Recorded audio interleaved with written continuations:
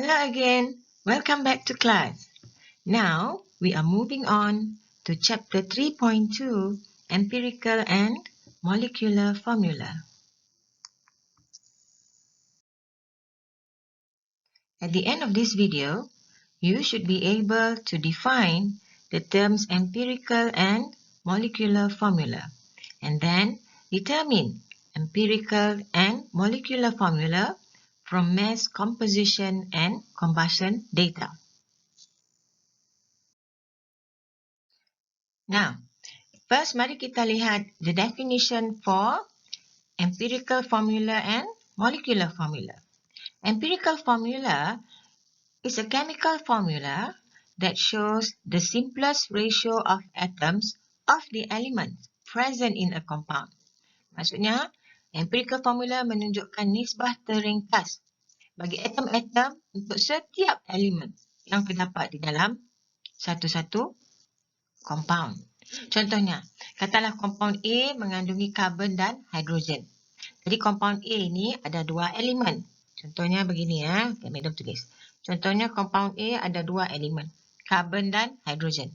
Jadi empirical formula menunjukkan nisbah ringkas. Contohnya ini ada satu karbon, ada dua hidrogen. Jadi dia punya empirical formula adalah CH2. Gitu. Okey. Baik. Molecular formula pula adalah chemical formula. Ingat ya, dia adalah chemical formula. Dia bukan nasi ayam, dia bukannya buah durian. Nah, it is a chemical formula that shows the actual number, bilangan sebenar, atom-atom. Aduh, kena kepala madam. Atom-atom of each element dalam molekul itu. Maksudnya, kalau madam ambil contoh tadi ni, ini CH2 kan? Madam ambil contoh. Kalau ini empirical formula, menunjukkan nisbah dia, nisbah karbon kepada hidrogen adalah 1:2. Inilah yang ringkas. Tapi jika satu compound dia ada C2H4. Nah, ini bukan nisbah ringkas lagi. Nisbah karbon kepada hidrogen adalah 2:4 kalau di sini kan? Jadi dia akan jadi 1:2. Maksudnya ini adalah empirical formula dia. Tapi ini C2H4 ini adalah molecular formula. Kenapa? Kerana ia menunjukkan bilangan sebenar atom-atom yang terdapat di dalam molekul ini. Boleh? Itulah yang dimaksudkan dengan molecular formula. And you see the difference between molecular formula and empirical formula. Ada beberapa contoh untuk menunjukkan empirical formula dan molecular formula. Now, look at this. Acetylene. The empirical formula is CH. Nampak sini. Empirical formula adalah CH. Dan tengok dia punya molecular formula. See?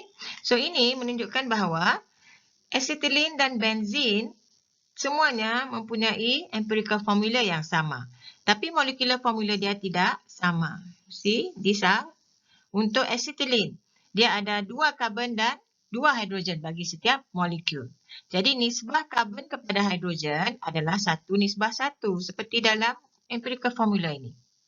Okey? Begitu juga dengan benzin. Perhatikan benzin. Empirical formula dia CH, tapi molecular formula dia C6H6. So this means that the number of carbon atom and hydrogen atom in benzene molecule adalah 6 setiap satunya. Okay, understand? So, cuba tengok contoh formaldehyde. Formaldehyde empirical formula CH2O. Molecular formula juga CH2O. So, what can you see here? Sometimes empirical formula and molecular formula boleh sama. It's not wrong. So, kalau dia sama, maksudnya N dia sama dengan 1. Dia punya ratio tu, dia punya gandaan itu, faktor itu 1. Okay? Jadi, formaldehyde and acetic acid mempunyai empirical formula yang sama, CH2O. Tapi dia punya molecular formula tidak sama. Okay? Now, the relationship between empirical formula and molecular formula adalah, molecular formula adalah bersamaan dengan empirical formula dengan satu macam dia punya gandaannya. Alright. Di mana N itu, gandaan itu kita bagi N. Diwakilkan dengan N. Di mana N itu kita cari dengan menggunakan hubungan ini. Molar mass bagi molekul itu dibagikan dengan empirical formula dia. Molar mass-nya bahagi dengan mass of empirical formula. We are going to learn how to use this relationship in a while. Now, let's look at one example. Sample of compound Y. Okay, kita diberi compound Y. Sample of compound Y contains 40.0% carbon, 6.71% hydrogen, and the remaining is oxygen. So, what is the empirical formula and molecular formula of Y? Okay, apa yang diberi dalam soalan ini adalah compound Y ini mengandungi 3 elemen, carbon, hydrogen, and oxygen. So, kamu tahu dia ada carbon, hydrogen, dan oxygen. Dan kamu diberi persen. You are given the percentage of carbon, percentage of hydrogen, tetapi tidak diberi apa-apa tentang oxygen. So, soalan, what is the empirical formula of Y? So, now, daripada data ini, kita boleh dapatkan mass of each element. Macam mana? You see, you are given data in percent. So, untuk mendapatkan mass bagi setiap elemen, kenapa mau cari mass? Sebab nanti, you are going to use this mass when you determine empirical formula. So, kamu kena cari mass ataupun GC setiap elemen. Alright, first kali kamu kena buat adalah assume mass of compound is 100 gram. Okay, why you need to assume and why 100 gram? Kenapa nak assume ni? Dan kenapa mesti 100 gram? Bukan 1000, bukan sejuta, bukan 2. Why 100? Okay, now this is why.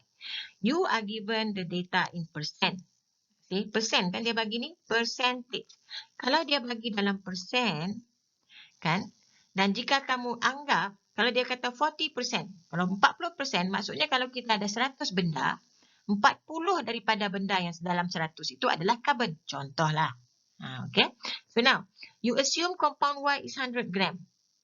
Okay. Jadi maksudnya dalam 100 gram Y ni, kamu akan ada 40 gram carbon. Kamu akan ada 6.71 gram hydrogen. Dan yang selebihnya adalah oksigen.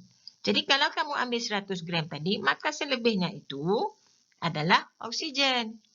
Nah, kenapa Madam bagi bintang merah?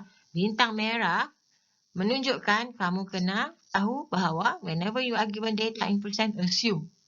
So that your calculation will be easy. And assume 100 kalau kamu diberi persen. Kalau saya mau assume 5, Madam, kau memang kan selalu dah mau ikut apa Ustazah bilang. Kalau mau assume 5 pun boleh je. Tapi kamu kena kira lah 40% daripada 5 gram itu berapa gram. Gitu. That's all. You want to assume 1 million pun boleh. Kalau kamu assume 1 million, then you have to calculate. 40% of 1 million tu berapa gram? 6.71% of 1 million tu berapa gram? Nah, nanti kamu tekanlah kalkulator kamu tu sampai mata kamu ke atas. Faham tak? Okay, that is why I assume 100 gram. I take 100 instead of any other value untuk memudahkan pengiraan Madam saja. Okay, sekarang mari kita tentukan empirical formula. To determine empirical formula, seperti biasa kita gunakan table hebat. Table hebat ini kamu telah belajar semasa kamu di tingkatan 4 dulu, semasa mula-mula belajar empirical formula dan molecular formula. Tapi seperti biasa, selepas saja SPM, otak pun cair, maka hilanglah semuanya kan? Okay, now this is the table hebat. Use it again. In this table, this amazing table, you have beberapa item. The element, the mass, number of mole, simplest ratio, and finally the empirical formula. Now, just now we have calculated the mass for all the element inside compound Y. So, compound Y ni ada apa? Ada carbon, ada hydrogen, and oxygen. and you have calculated the mass for each. For mass for carbon, mass for hydrogen, and mass for oxygen. And the next step is to determine the number of mole for each element. Now, don't forget, to determine number of mole, you use this, right? Mole equals to mass over the molar mass. All right. Now, use this relationship to determine number of moles. So, for carbon, 40 gram divided by the relative atomic mass of carbon. Because relative atomic mass of carbon in gram will be the molar mass of carbon. All right. Now, don't forget, whenever you do this table, for mass, you must put the unit. If you don't put it there, then you have to put it here at the value. Because if you don't, then we are going to minus your mark for it. So, madam letak di sini. Di sini. Supaya di dalam table itu tidak ada begitu banyak benda. So, now, madam kira the number of mole for every element. Okay, for hydrogen and for oxygen. So, sekarang, madam sudah ada the mole for every element. So, next, to determine the simplest ratio. To determine the simplest ratio, you need to look at the mole for every element dan cari yang manakah yang terendah. The smallest of all. So, in this case, the smallest is mole for oxygen. So, every mole then you divide with mole of oxygen itu. Mole yang terendah itu. Not necessarily be oxygen. Depends on your calculation. If you see if in your calculation, you find that carbon is the lowest mole, then you use carbon as the denominator. So now, since oxygen is the lowest mole, so every mole kita divide dengan mole of oxygen itu. So, untuk carbon, you dapat 1.0. Untuk hydrogen, dapat 2.02. Dan untuk oxygen, kita dapat 1.0. So, jadi kan, apabila kita mau buat simplest ratio, kita kena jadikan dia round number, nombor bulat. Jadi yang ini kamu round up lah.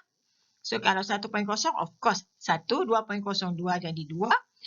And 1.0 again jadi 1. So, ini adalah the simplest ratio untuk this compound Y for every element dalam compound Y itu. So, kemudian tulislah empirical formulanya, tulis semula dia punya simbol, masukkan dia punya simplest ratio itu di setiap elemen. Maka sekarang kamu dapatlah empirical formula untuk compound Y. Alright, now seperti biasa in chemistry kita simplify kan, yang satu tu kita tidak tulis. So inilah dia akhirnya empirical formula untuk compound Y yang kita sudah kira. Sekarang mari kita cari molecular formula. Kita sudah cari empirical formula tadi, kita dapat CH2O. Maka untuk determine molecular formula, keluarkan relationship ini. Ni, relationship ini. Okay, and you are given molar mass of Y is 60 gram per mole. So, determine the molecular formula for compound Y. So, now, masukkan molecular formulanya bersamaan dengan, ini relationship ini penting. Empirical formula dengan N. So, masukkan. Nah, begitu. So, now you need to determine N ini. Ataupun dia punya gandaan. So, to determine N. Ni, keluarkan semula relationship ini. So, molar mass dia berapa? Dia sudah bagi kamu molar mass. 60 kan? Okay, itu molar mass. Divide by mass for empirical formula. Ini empirical formula dia. Ni nah, empirical formula. Empirical formula, kamu kena ingat macam mana mau cari dia punya mass. Okay. Cari relative atomic mass carbon, relative atomic mass hydrogen, relative atomic mass of oxygen. Daripada table of relative atomic mass yang madam bagi tu tadi. Cari nilai-nilai ini dan kira dia punya mass of empirical formula. Bila sudah dapat, tekan calculator. Okay, bila sudah tekan calculator, masukkanlah dalam sebutan bagi molecular formula itu and solve. solve the molecular formula. So now, inilah molecular formula untuk compound Y. So senang kan? Now, let's look at another example. A complete combustion of hydrocarbon compound yields 2.64 gram carbon dioxide and 0.5 gram of water. Determine empirical formula and determine molecular formula. Alright, this example is different from the previous one because here you are not given the percent of the element in the compound. In fact, you are not even given what are the elements in that compound. Apa yang diberi kepada kita adalah dia adalah hydrocarbon. Okey, compound itu hydrocarbon. Kemudian bila kita bakar compound itu, ia menghasilkan 2.64 gram of carbon dioxide and 0.5 gram of water. So now you tengok, kamu diberi carbon dioxide and water. So here, kamu dikehendaki mencari mass for the element dengan menggunakan mass of carbon dioxide and water. Okay, let's learn how to do that. First of all, from the question, kita tahu bahawa hydrocarbon hanya mengandungi karbon dan hidrogen saja. Okay, this is the first knowledge. Kalau dia sebut hydrocarbon, maksudnya dalam itu hanya ada karbon dan hidrogen. Kemudian, kamu kena kira mass of carbon and hydrogen from mass of carbon dioxide and water given in the question. Now, let's calculate the mass for each element in this hydrocarbon. So first, we have carbon dioxide and water. So as you know, the one that contains carbon is carbon dioxide, not water. So to determine mass of carbon, you need to look at mass of carbon dioxide. Untuk tentukan jisim karbon, kita lihat carbon dioxide. Kerana yang ada carbon adalah carbon dioxide, bukannya water. Jadi kita lihat carbon dioxide. 1 mol carbon dioxide, now carbon dioxide, this one right? So kamu akan ada 1 mol saja carbon. Ni nah, carbon dia 1 je. So jika kamu ada 1 mol carbon dioxide, bermaksud kamu akan ada 1 mol carbon. Dan mass of carbon dioxide adalah 44 gram per mol, molar massnya. Jadi dalam setiap 44 gram carbon dioxide, kamu akan ada 12 gram carbon. Kenapa 12? Kerana 1 mol carbon jisimnya 12 gram. Macam mana madam tahu? Daripada table relative atomic mass. Okay. So now, kita perlu kira berapakah banyak carbon dalam 2.64 gram of carbon dioxide ini. So to do that, okay, buat begini. 44 gram carbon dioxide. So kamu ada ini kan? 44 gram carbon dioxide dengan 12 gram carbon. So 44 gram carbon dioxide mengandungi 12 gram carbon. Maka jika kamu ada 2.64 gram carbon dioxide, maka ini bermaksud kamu ada 2.64 bahagi 44 kali 2. Ataupun kamu boleh tulis begini. 12 yang ini bawa lah pergi sini kan. Okay, 12 bahagi dengan 44 kali 2. Kenapa madam susun begini? Sebab ini adalah tetap. Dia tidak akan berubah-ubah. Yang akan berubah yang ini. So, every time kamu mau cari carbon daripada carbon dioxide, you need to do this. Kamu kena darabkan mass carbon dioxide yang ada itu dengan ratio ini. Ini adalah sebenarnya ratio carbon kepada carbon dioxide. And this value is always fixed. So, next time, kalau kamu ada mass of carbon dioxide, kamu boleh cari mass of carbon dengan cara yang sama. Alright, now tekan kalkulator hebat. Kita dapat mass of carbon. Buat juga yang sama untuk hydrogen. Hydrogen kita dapat daripada water. Okay, so if you have this much of water, then we need to calculate berapa banyak hydrogen yang di dalamnya. Again, lihat perhubungan antara water dan hydrogen. Dalam 1 mol water, ini ada 2 mol hydrogen kan? So, 1 mol water ada 2 mol hydrogen. This means that 1 mol water massnya 18 gram. Kalau tidak percaya, cuba kira. 1 mol of water, which is 18 gram of water akan mengandungi 2 gram hydrogen. Sebab 1 hydrogen, 1 massnya. So, kalau ada 2, 2 gram lah. Okay, so sekarang gunakan perhubungan ini. 18 gram water will give you 2 gram hydrogen. Maka jika kamu ada 0.54 gram water, it will give you 0.54 bahagi dengan 18 times 2. Atau you can write it like this. Again, sama seperti kita buat untuk carbon dioxide tadi. Mass of water, hydrogen divide by water punya. Ni nah, yang ini kamu bawa lah pergi sini kan. So, bahagi dengan water, gram dengan gram ni akan habis potong. Betul? So, divide by 18 times mass of water. So, every time kamu mau cari hydrogen daripada water, you guna ini. This is the ratio. Dan kamu timeskan dengan mass of water itu. Kemudian tekan kalkulator hebat, you dapat mass of water. So, now kita telah dapat mass of carbon dan mass of hydrogen daripada water and carbon dioxide. Alright, so let's proceed. Now, what is the empirical formula of the hydrocarbon? Okay, kita keluarkanlah table hebat. Okay, so masukkan elemen carbon dan hydrogen saja. Tidak ada lah oksigen kerana sekarang elemen compound itu adalah hydrocarbon saja. Ya, hanya ada carbon and hydrogen. So, masukkan mass yang kita telah kira tadi ke dalam. Don't forget the unit, okay guys? Ke dalam. And then, cari dia punya mole seperti biasa. Cari mole untuk carbon. Cari mole untuk hydrogen. Sudah dapat mole. Kita cari simplest ratio. Macam mana tadi cari simplest ratio? Madam bilang, lihat yang manakah mole yang paling rendah, divide dengan mole yang paling, kamu divide setiap mole yang ada dengan mole yang paling rendah itu. So in this case, mole dia sama kan? Senanglah hidup kamu. Mole-nya sama. So kamu dapat ratio dia 1:1. Bila sudah dapat simplest ratio, terus tulis dia punya empirical formula. Seperti biasa, number 1 tak perlu tulis. So, you are left with CH. Okay? Jadi, inilah empirical formula untuk hydrocarbon tersebut.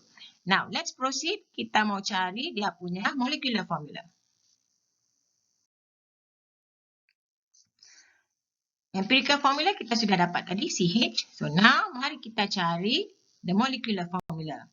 Yang bagusnya dalam soalan ini kamu telah diberi, nah you are given the molar mass. Jadi senanglah kita boleh cari dia punya faktor ataupun dia punya N. Kerana untuk cari molecular formula kita perlukan N ini. Okay. So mari cari N. Masukkan N ke dalam. Ini jangan lupa. Inilah. Ini adalah molecular formula. So we need to find N. So now let's find the N. Gunakan perhubungan molar mass bahagi dengan mass of empirical formula. Molar mass dia sudah bagi 78. Masukkan mass empirical formula, carbon 1, hydrogen 1. Okey. Tekan kalkulator hebat, dapatlah N. Sesudah dapat N, masukkan nilai N ke dalam perhubungan ini. Okay. Now you get your molecular formula. Jangan sekali-kali tinggalkan jawapan begini. If you leave your answer like this, then you are not going to get marks for the final answer. So, you need to solve it. Selesaikan. Nah, inilah jawapan yang kita mahu. This one. Okay. So, now, kamu sudah dapat molecular formula untuk the hydrocarbon. Want another example? Alright. Let's look at another example. A combustion of 0.202 gram of organic sample. Okay, organic sample. Now, diberi mass of organic sample. So, ini bukan mass siapa-siapa. Ini adalah mass organic sample itu.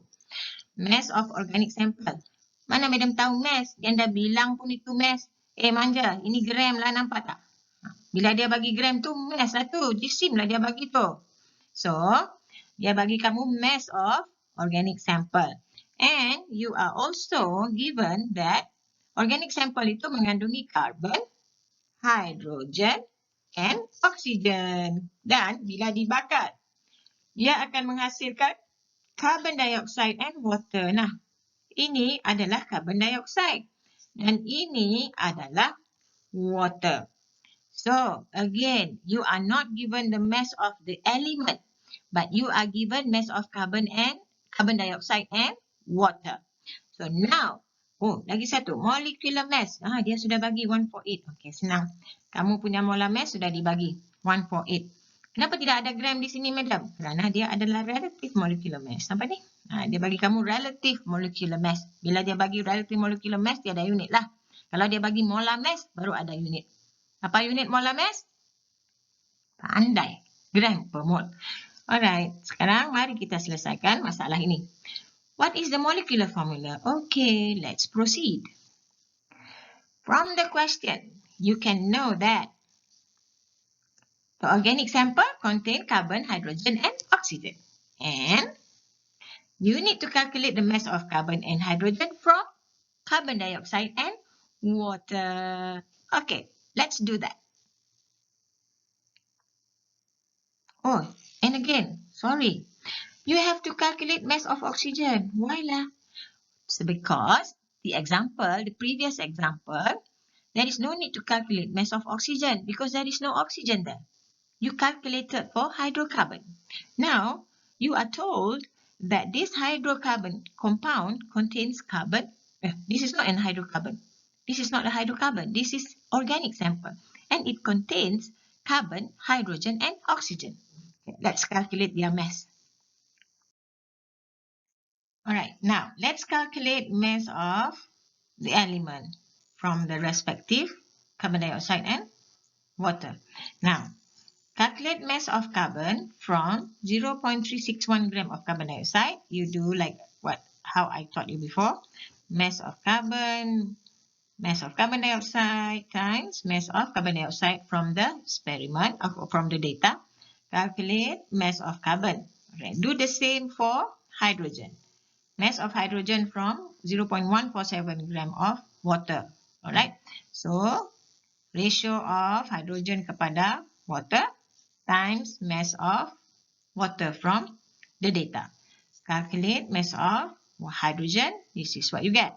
Now, to calculate mass of oxygen. Okay, this is the time when you need to use mass of sample given in the question. That is why the mass of sample is given, so that you can calculate mass for oxygen. Because you already know mass of carbon, mass of hydrogen, and to calculate mass of oxygen, you simply take mass of the compound, minus mass of carbon, minus mass of hydrogen, then you will get your mass of oxygen. Remember, you cannot take mass of oxygen from here or from here. Neither. You can't take or you cannot calculate mass of carbon from neither CO2 nor H2O. You can't. Because in combustion, the oxygen may come from the outside source, daripada sumber luar, oksigen dari luar. Jadi carbon dioxide dan water itu terbentuk bukan saja daripada oksigen yang terdapat di dalam compound, tetapi juga daripada oksigen yang datang dari luar. Maka kita tidak boleh katakan mass of oxygen dalam carbon dioxide mewakili mass of oksigen dalam compound. Tidak boleh. So, cara untuk dapatkan mass oksigen adalah dengan menolak mass of carbon dan hidrogen yang kita kira tadi dengan daripada total mass of compound. Okay, itu cara kita dapatkan mass of oxygen. Apabila kita sudah dapat semua mass yang kita perlukan, maka kita boleh proceed untuk cari empirical formula. Jom. Keluarkan table hebat. Masukkan semua elemen-elemen yang ada. Masukkan mass mereka. Kira mol masing-masing. Mol carbon. Mol hydrogen. And mole of oxygen. Okay.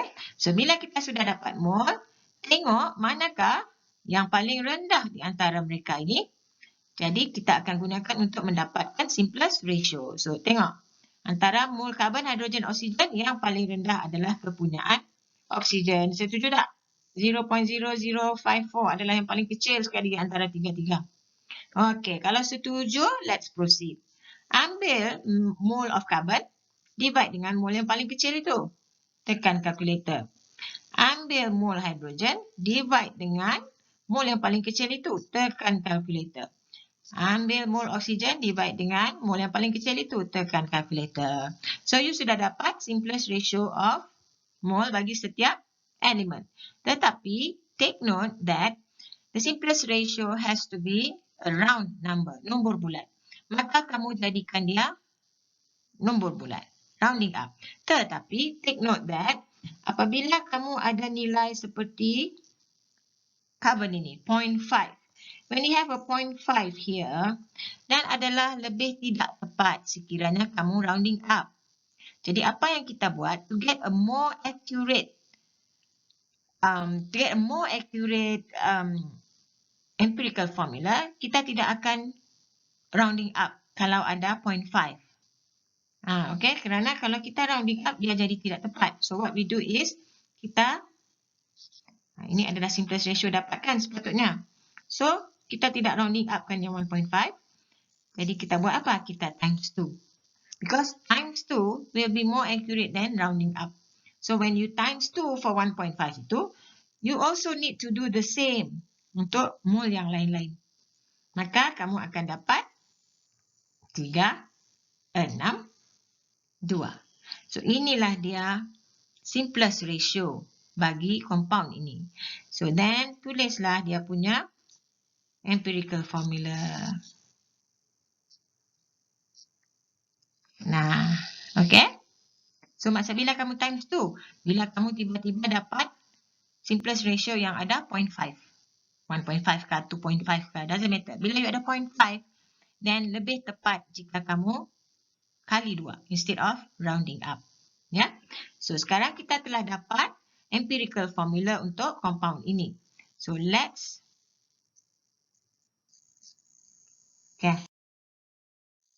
now empirical formula C3H6O2. Okay. This is the empirical formula dia. Determine the molecular formula jika diberi mass of sample 148. So kalau diberi begini senanglah. Okay, kita kena cari N. Okay, seperti biasa, masukkan dia punya empirical formula. Now we need to find this N. Okay, cari N dengan cara yang sama tadi. Molar mass bahagi dengan mass empirical formula. Molar mass dia sudah bagi 148. Empirical formula 3 kali carbon tambah 6 kali hidrogen tambah 2 kali oksigen. So buat itu. Okay, dan tekan kalkulator kamu dapat 2. So dia punya N adalah 2. Apabila N itu 2, masukkanlah ke dalam expression untuk molecular formula. Jangan tinggal jawapan begini. Solve it, selesaikan dan dapatkan molecular formula yang final itu, yang terakhir. So ini adalah molecular formula untuk compound tersebut. Alright. Cukuplah contoh itu tadi. So, ada beberapa soalan untuk kita try. Okay, jom try. Jom try soalan ini. Complete combustion of hydrocarbon. Nah, sekarang sudah senang kan? Kamu nampak hydrocarbon? Okey, kamu tahu sudah dia ada hidrogen, dia ada carbon. Cuma sekarang kamu diberitahu, okey, ini banyaknya carbon dioxide, ini banyaknya water. Dan dia bagi kamu molar mass. Soalan ini sangat straightforward kan? Jadi cari empirical formula, cari molecular formula. Very straightforward question. So let's try. Oh, this is very easy. So you try it. And madam sudah bagi jawapan. So you can try yourself. Mari kita cuba yang lebih mencabar. Okay. Analysis of gaseous hydrocarbon compound. Ini pun tidaklah susah kan? Tidak susah juga ni bah. Ini diberi hydrocarbon. Kemudian dia bagi kamu percentage by mass. Oh, lagilah senang. Tidak perlu kira pun. Dia bagi percentage by mass of element terus. So you know what to do, right? Because now you are given the data in percentage. So Okay, nanti kita tengok. Determine empirical formula dan okay, Madam mau discuss yang ini sebenarnya. Because yang ini dia ada sedikit mencabar. Okay, jom try. Untuk bahagian A, first, jangan lupa buat ini. Assume mass of hydrocarbon to be 100 gram. Kenapa kena assume 100 gram? Kerana dia beri data dalam persen. So, daripada data itu, kamu tahu, kamu tukarkanlah yang persen itu jadi gram. Masukkan saja dalam table hebat. Teruskan buat table ini sehingga kamu dapat empirical formulanya. Alright, bila sudah dapat empirical formula, kita mau selesaikan yang B sekarang. Okey, untuk dapatkan molecular formula, kamu tahu kamu perlu ada dia punya molar mass. Jika tidak ada molar mass, kita tidak boleh dapat dia punya factor. So, tapi tidak diberi molar mass dalam soalan.